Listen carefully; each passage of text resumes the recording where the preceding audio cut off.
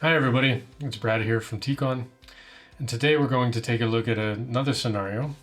So let's say the operator is going around production, inspecting the reel, and notices an issue, notices a band.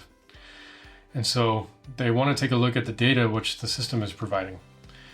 So in this case, we're going to leave our dashboard on the coder and go back to the launchpad, and we're going to take a look at a specific application we've built to take a look at the profile data. We'll click here.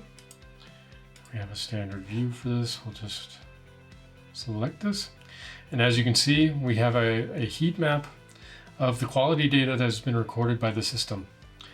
And we'll take a look at the legend and take a look at the values that are provided. Now let's say in this case, we generally want to have a thickness of around 140 micrometer.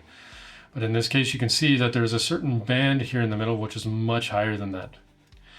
Now, this data has been recorded. The actions can be then decided upon. So this would be, of course, passed on to the quality department. There's many different steps that can come out of this.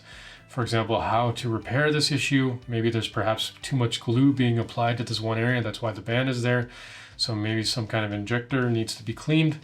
The instructions for that and the instruction and repair process can be recorded in, for example, our tool enterprise logbook, or perhaps additionally, this defect information can be recorded from this reel and provided to the trim optimization solution, for example, our trim suite, to decide how to cut around this issue in order to provide the most quantity of the reel with as least scrap as possible.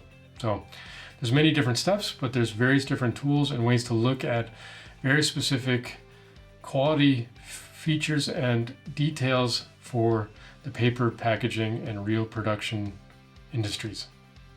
So that's just one aspect we've considered in our MES suite. And in additional videos, we'll show you further.